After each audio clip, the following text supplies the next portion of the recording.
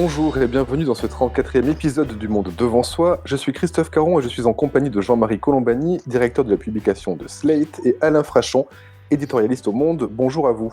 Bonjour Christophe. Bonjour Christophe. Avec nous aujourd'hui Richard Hartz. Bonjour Richard. Bonjour. Richard, vous avez été longtemps correspondant à Pékin pour de nombreux médias, dont Slate, et vous suivez avec attention l'actualité chinoise. Vous signez d'ailleurs cette semaine un papier dans Slate sur l'appétit croissant de la Chine pour Taïwan.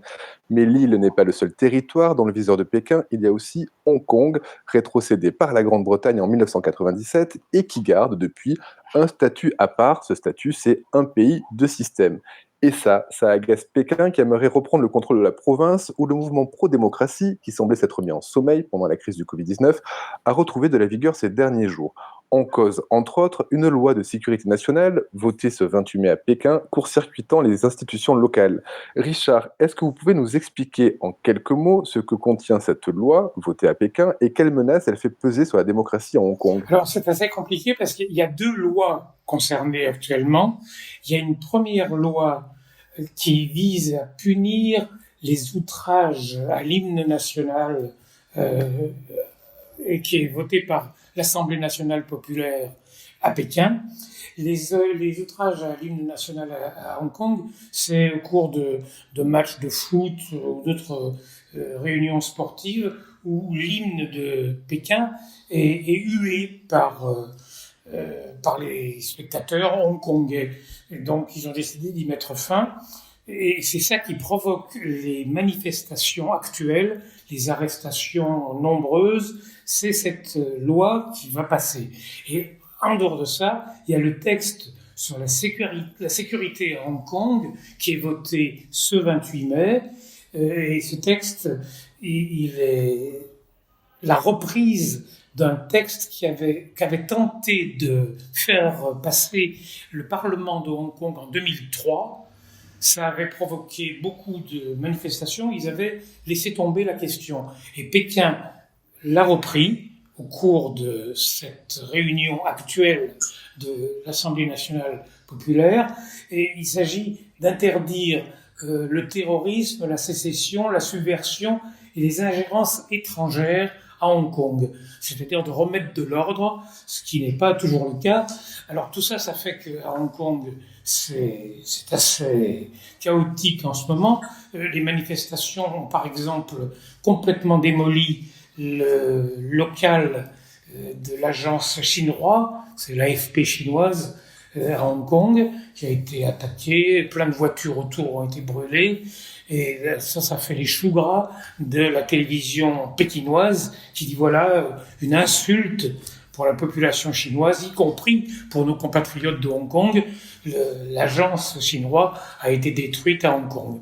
Et alors tout ça apparaît parce que l'Assemblée nationale populaire est en réunion, comme elle l'est pendant une dizaine de jours chaque année. Cette année, c'est en ce moment en mai, alors que d'habitude c'est en mars. Mais en mars, il y avait le coronavirus, et donc ça se passe en mai. Simplement pour préciser que en environ un an, il y a eu quelques 8000 arrestations à Hong Kong. Donc c'est assez considérable. Et vous avez sans doute été frappé comme moi, au vu des images de télévision, par la jeunesse des manifestants. Ce sont des jeunes adolescents, garçons et filles, qui sont dans la rue. Et c'est très impressionnant de voir que c'est toute une jeunesse qui est dans la rue précisément pour manifester et qui est traitée sans ménagement aucun par la police locale. Il faut imaginer la situation de ces jeunes gens. Ils sont nés, pour beaucoup, après 1997, c'est-à-dire après que la Grande-Bretagne ait rétrocédé Hong Kong, dont les Britanniques s'étaient emparés à la fin du 19e siècle, et rétrocédé Hong Kong à la Chine. Ces jeunes gens, depuis 1997, ont vécu avec ce statut particulier dit un pays de système. Cela veut dire que à Hong Kong, il y a l'état de droit, la justice est indépendante, il y a un gouvernement qui répond devant une assemblée législative, comme le disait Richard. Alors certes, l'Assemblée, il y a une majorité de pro-chinois à l'Assemblée, et l'opposition, on peut dire que l'opposition pour la démocratie, c'est à peu près 40% des sièges, je crois. Mais voilà des jeunes gens qui savent, qui ont vécu dans la démocratie ou dans une relative démocratie, et qui savent que leur avenir est compromis parce que leur avenir, c'est de revenir plutôt d'aller, parce qu'ils n'y ont jamais été, d'aller dans un régime de soumission au Parti communiste chinois comme l'ensemble de la Chine continentale. Et donc, si vous voulez, l'avenir est terrible. Il est soit d'accepter ça, de perdre les libertés, et c'est inéluctable, semble-t-il, et Pékin envoie ce message, c'est inéluctable, vous allez perdre un jour ce régime spécial, un pays de système, soit de partir, l'exil, soit de se révolter et de descendre dans la rue en essayant de retarder ou de faire changer les choses autant que faire se peut. C'est véritablement une tragédie que vit toute une partie de cette jeunesse de Hong Kong. On voit aussi que le pouvoir hongkongais est plutôt acquis à Pékin. Carrie Lam, la chef de l'exécutif, soutient le projet. Richard, est-ce que vous pouvez nous dire comment se positionne le reste de la population hongkongaise, celle qu'on n'entend pas ou qu'on ne voit pas forcément manifester? Est-ce qu'elle est plutôt du côté du mouvement pro-démocratie ou est-ce qu'elle est plutôt fidèle au gouvernement local et donc à Pékin? Alors, je pense qu'elle est plutôt du côté des manifestants et des démocrates. Là, Alain parlait des jeunes, mais ils sont soutenus, ça se sent, par le reste, une bonne partie en tout cas, du reste de la population, qui dit « Ah, vous êtes jeunes, vous pouvez faire ça, nous on n'osait pas ». Il y a un statut qui a été établi au moment où l'Angleterre a quitté Hong Kong en 97 et qui doit durer jusqu'à 2047. C'est 50 ans. Et c'est ça le délai qui fait que Hong Kong veut rester un territoire autonome, en tout cas jusque-là, ce que supporte de moins en moins Pékin. Mais pour ce qui est de la population, elle est très satisfaite du système en place qui marche bien économiquement jusque-là, en tout cas jusqu'aux manifestations de l'an dernier. Ça a été un succès économique incontestable, Hong Kong. C'est la 4e place financière au monde et il y a une grande majorité de la population qui est pour maintenir ça le plus longtemps possible. Alors, est-ce que ce sera possible parce que Pékin le supporte de moins en moins? Voilà la question. Mais pour ce qui est de la sympathie qu'il peut y avoir pour la contestation, elle est même étonnante à Hong Kong. Et du côté de la Chine, comment les Chinois perçoivent Hong Kong de manière générale, le peuple hongkongais en particulier? Je crois que c'est un agacement. On peut résumer comme ça. Hong Kong, ils ont des privilèges, puisqu'ils n'ont pas le même statut que la Chine. Et puis voilà, ils n'arrêtent pas de manifester, ils sont mal vus. Je pense que vraiment Hong Kong agace ce qu'on peut appeler la bourgeoisie chinoise, c'est-à-dire 600 millions de personnes. Ça ne passe pas bien. Hong Kong est jalousé au minimum et globalement mal vu. Alain? Oui, juste un mot pour revenir sur ce que disait Richard là au début de sa précédente intervention. Hong Kong est un succès invraisemblable. Hong Kong a un charme exceptionnel, pas simplement à cause du site, pas simplement à cause de la baie, pas simplement à cause de la nature, etc. Mais Hong Kong, si vous voulez, c'est un révélateur d'un extraordinaire talent chinois, de créativité, industrieux, si vous voulez, doublé de l'état de droit à la britannique. C'est-à-dire que si vous êtes une société étrangère, un investisseur étranger, et que vous avez un procès contre des Hongkongais, vous pouvez parfaitement gagner votre procès, quelle que soit votre nationalité. Ce n'est pas du tout la même situation en Chine continentale. Donc Hong Kong, si vous voulez, a un charme, un dynamisme qui a quelque chose d'exceptionnel et qui, effectivement, a longtemps servi à l'économie du continent, de la Chine, du reste de la Chine, mais maintenant, le reste de la Chine s'est tellement développé que la Chine n'a pas vraiment besoin de Hong Kong, peut-être encore de la place financière pour un certain nombre d'opérations, mais fondamentalement, Hong Kong dans la richesse nationale chinoise, dans le produit intérieur chinois maintenant, ce n'est plus grand-chose. En 2019, le mouvement pro-démocratie avait déjà commencé à émerger et à ce moment-là, la Chine semblait avoir retenu ses coups à Hong Kong par crainte de nouveaux Tiananmen. On rappelle que le régime chinois devait fêter ses 70 ans et qu'il voulait éviter d'avoir une mauvaise image à l'étranger. Est-ce qu'on peut imaginer que ces événements passés, la Chine peut revenir dans une offensive un peu plus importante, Richard? Je pense que là, c'est un élément de contexte très actuel. Il y a donc la réunion de l'Assemblée nationale populaire en ce moment. 2000 députés chinois ils participent et ils viennent dire que Hong Kong, ça agace tout le monde, ça ne peut pas continuer. Et c'est à cause de ça que le régime Xi Jinping est obligé de prendre des initiatives, de dire que oui, on va y mettre fin, que on va contrôler tout ça. C'est vrai aussi pour Taïwan. Le ton monte à cause de cette réunion. Je ne sais pas très bien ce qu'il en sera dans quelques mois, une fois que ce sera passé, une fois que la relation avec les États-Unis ce sera encore compliqué. Le régime chinois est quand même assez prudent depuis quelques années et depuis quelques mois par rapport à Hong Kong. Mais là, actuellement, avec cette réunion de l'Assemblée, il est obligé de montrer un petit peu sa force. Ça explique que le ton soit particulièrement dur en ce moment.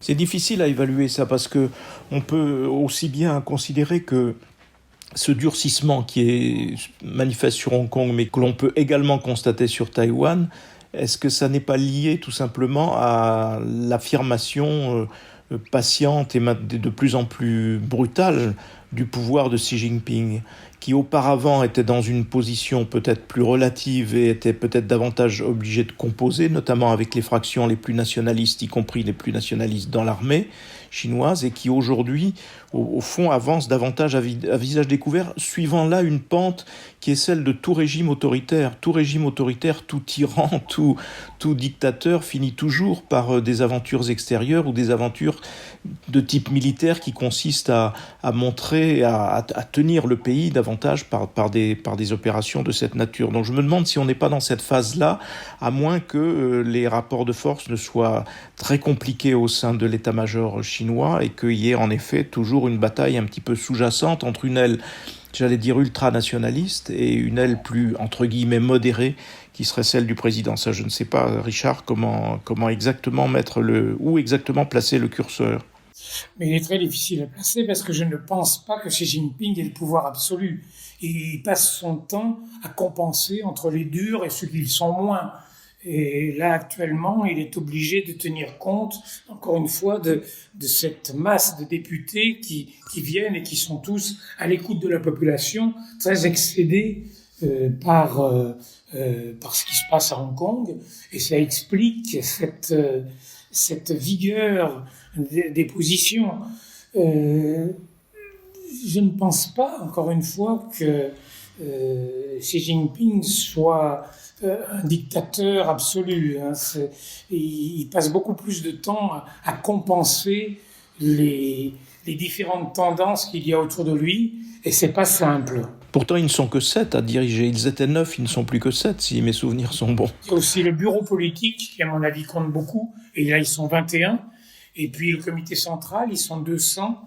Et il y a toutes les tendances là-dedans. C'est pas pour moi, Xi Jinping n'est pas exactement un dictateur. Il mène une équipe qui, depuis toujours en Chine, même Mao n'était pas tout seul à diriger. C'est pour ça d'ailleurs qu'il a fait la révolution culturelle, à un moment où il était carrément écarté. Ça a toujours été ça, même avec Deng Xiaoping, il compensait avec les uns les autres. Simplement, c'est très secret. On n'en sait pas grand-chose. La dernière fois qu'on a su ce qui se passait à l'intérieur du parti, c'était au moment de Tiananmen, où des dirigeants ont pris la fuite. J'en ai rencontré en France qui racontaient comment ça se passait, comment Deng Xiaoping avait imposé la répression de Tiananmen à un moment où il était mis en minorité. Donc, c'est un système compliqué et très mystérieux. Jean-Marie, vous avez cité Taïwan. Taïwan, c'est un autre territoire qui est revendiqué par Pékin et qui a apporté son soutien au mouvement pro-démocratie de Hong Kong. Taïwan a promis de fournir, je cite, l'aide nécessaire à Hong Kong. Richard, Taïwan est aussi menacé par les velléités impérialistes chinoises. Vous en parlez dans Slate cette semaine. Est-ce que vous pouvez nous expliquer? Depuis que Taïwan a pris son autonomie par rapport au continent, c'est-à-dire depuis 1949 que Chiang Kai-shek est allé se réfugier dans cette île, Taïwan, c'est à part et c'est un sujet d'agacement pour Pékin. Il y a eu une exception. À partir de 2009, il y a eu un rapprochement économique entre les Taïwanais, les hommes d'affaires taïwanais qui voulaient travailler plus en Chine, où ils sont d'ailleurs très présents. Il y a beaucoup d'usines qui ont des sous-traitants et même des filiales en Chine populaire. Donc, c'était important de libéraliser tout ça. Ça a bien marché de 2009 jusque vers 2015-2016, où là, les Taïwanais ont senti que le pouvoir de Pékin était trop interventionniste. Ils voulaient profiter de ce rapprochement pour s'emparer de beaucoup de choses sur le plan économique à Taïwan.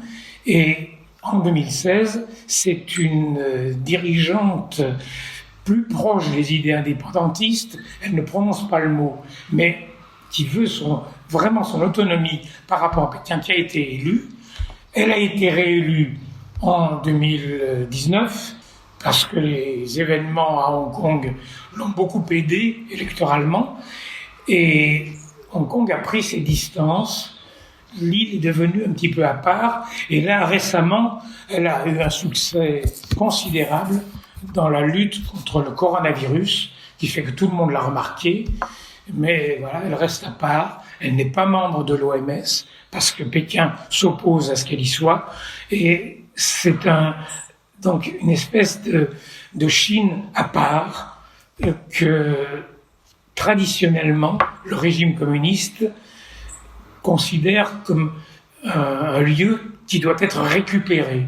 Et on en est là. Dans les moments où il faut le montrer, comme en ce moment avec l'Assemblée, eh bien on répète qu'un jour on reprendra Taïwan en main. Jusqu'à présent, la stratégie chinoise était claire, elle consistait à miser sur la victoire du camp pro-Pékin par la voie des urnes, et donc et d'attendre calmement que le fruit mûr tombe.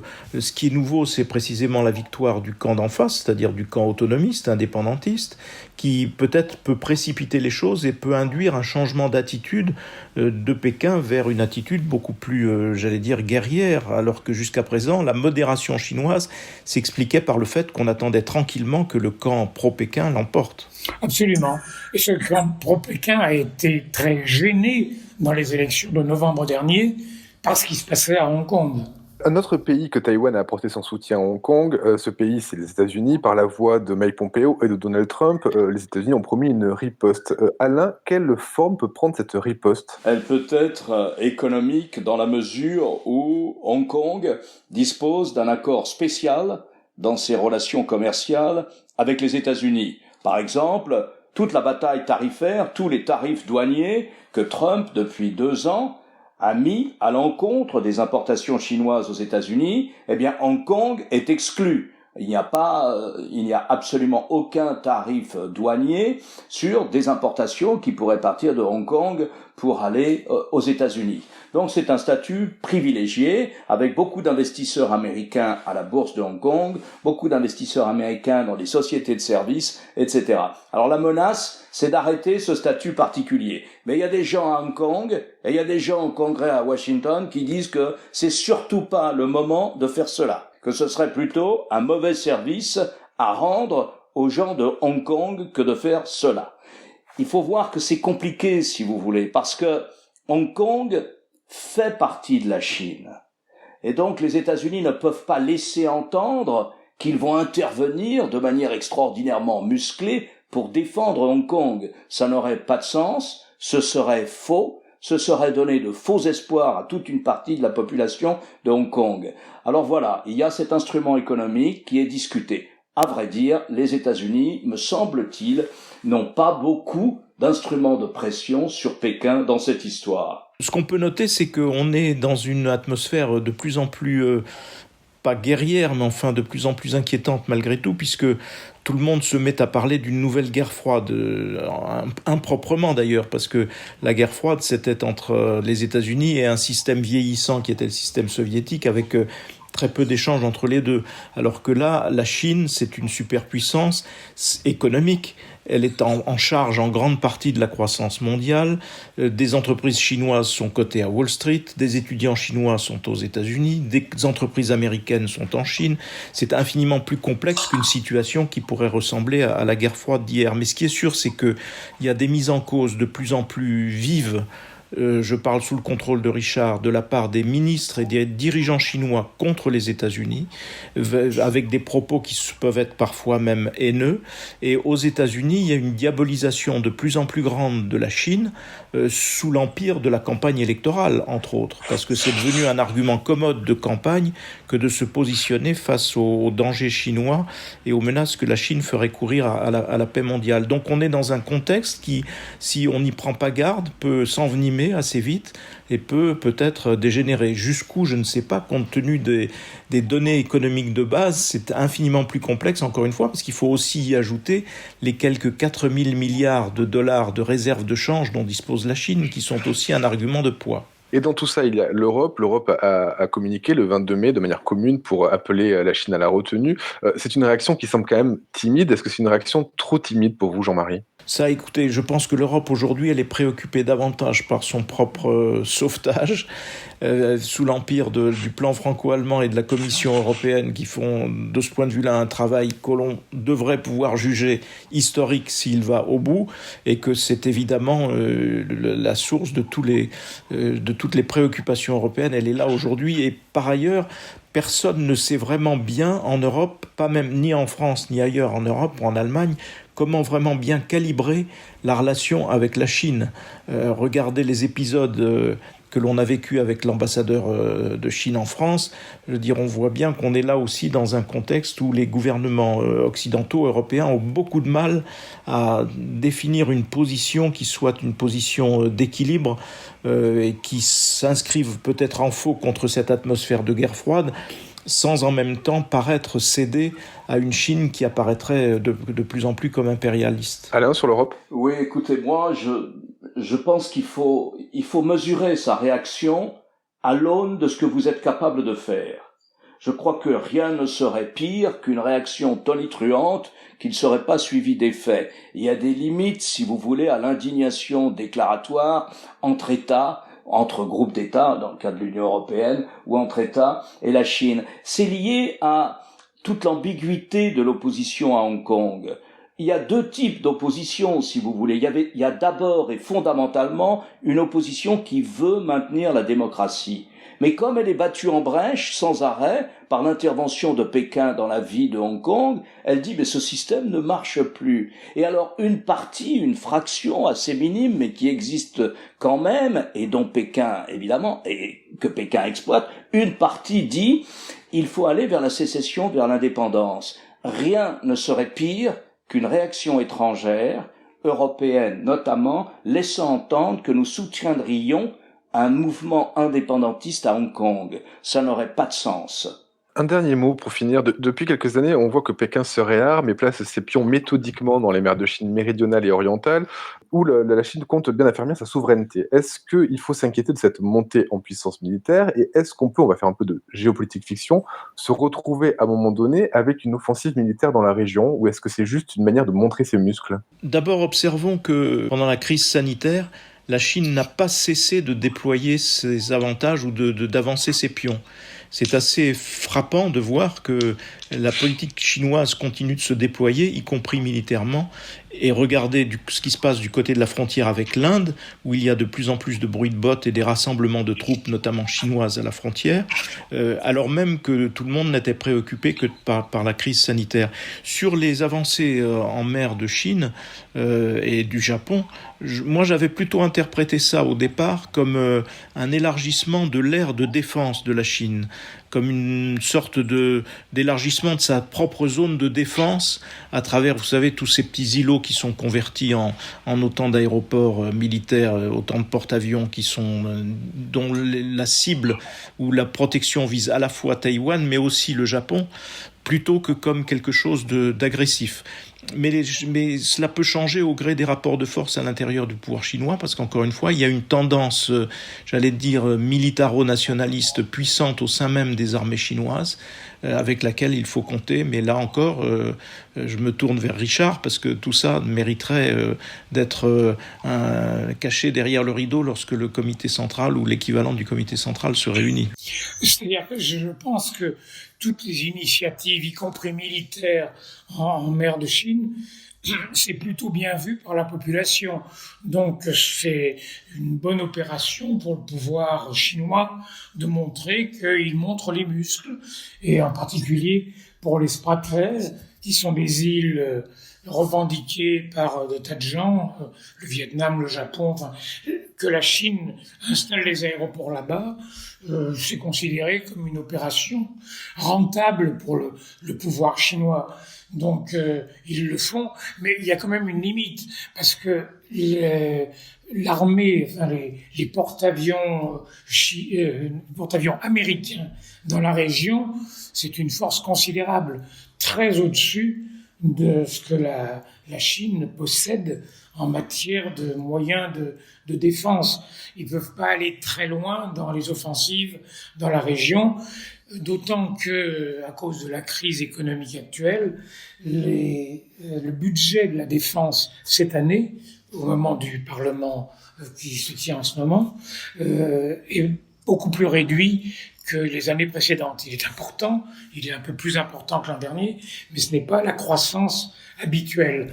Donc voilà, ça reste dans le décor, sans plus. Donc on pourra partir en vacances dans la zone sans problème, sans craindre de se retrouver au milieu d'un conflit mondial.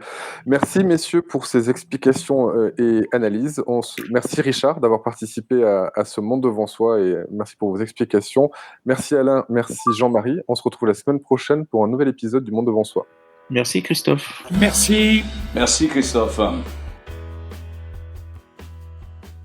Vous venez d'écouter Le Monde devant soi, un podcast Slate.fr à retrouver tous les samedis matins sur Slate.fr ou sur votre application de podcast préférée. Si vous avez aimé, n'hésitez pas à vous y abonner et à nous mettre 5 étoiles.